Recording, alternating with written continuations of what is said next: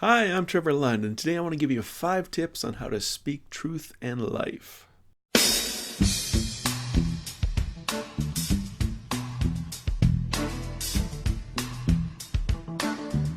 Okay, well, here we go. We've been talking about speaking life and speaking truth because people need to be restored. And I've got 5 tips for you here that you can just pray about how you can implement them into your life.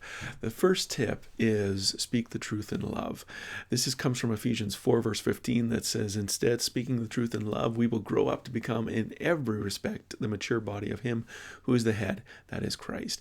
You know, we have to be careful when we speak truth because truth can wounds, and yeah, it's the wounds of the friend that are really really good for us, but we don't want to be just demolishing people all over the place. We want to speak truth, but we want to speak it in love. And that can be tricky for some people. Other people, others, it's easier not to say anything, so we don't say anything. We don't actually speak the truth. So it's kind of a double-edged sword there, right? Kind of double-edged sword. It's kind of like you're on the edge of the knife right there, because you want to be able to speak the truth, but you don't want to enjoy speaking the truth. We'll get to that in a moment. Okay.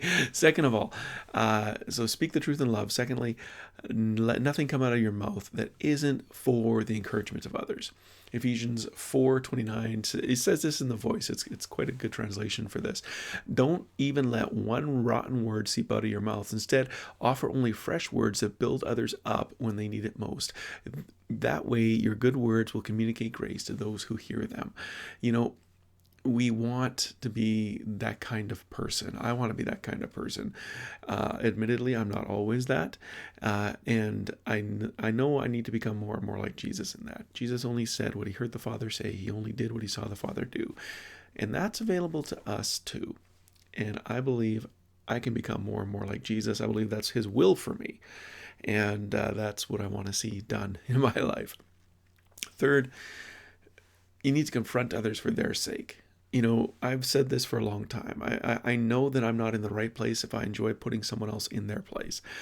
Um, and it's really what that does for me is when it's time for confrontation, I want to pause and I want to work it out in my own heart. I want to make sure that I've spent that time with God, getting my heart right with God. And then that means I go to that person, that friend, in humility, not in arrogance, not in pointing fingers, but in actually, like, how can I help you here? Like, this is what I'm sensing. Am I right in this?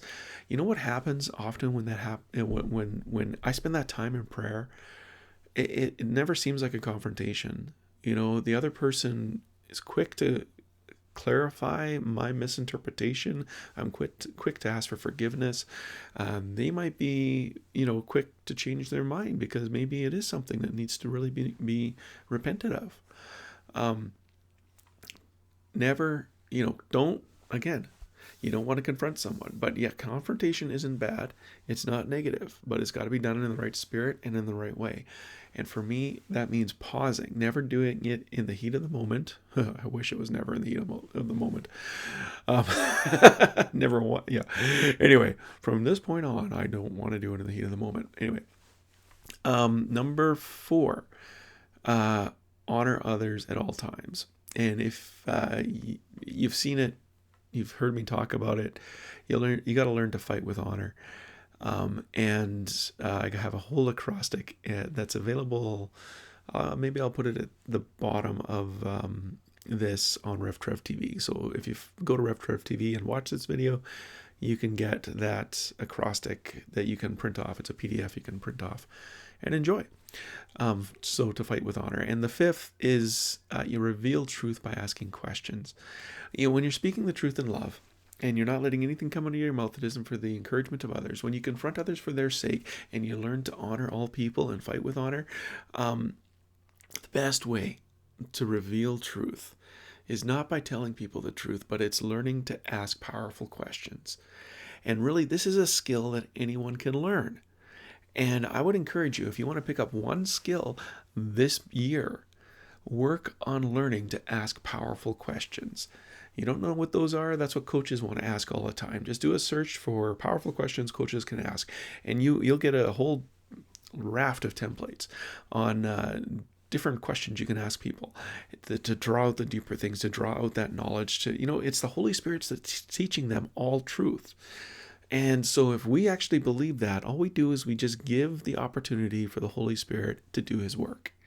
And questions are a great way to get people to think about things a little bit differently.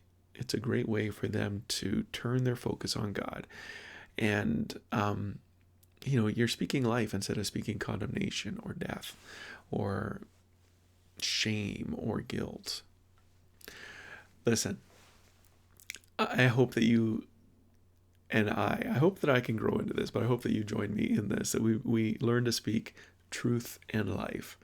And that becomes a noticeable hallmark of who we are. And people will know that, hey, they're a little bit different. And when they find out why we're different, it's that because we really have Jesus as the Lord of our life, and we want to live this life like he lived his life. And that's a cool place to live. That's a great way to live. Anyway, if you have any questions, contact me at revtrev.com, and let's keep in touch. I'm Trevor Lund.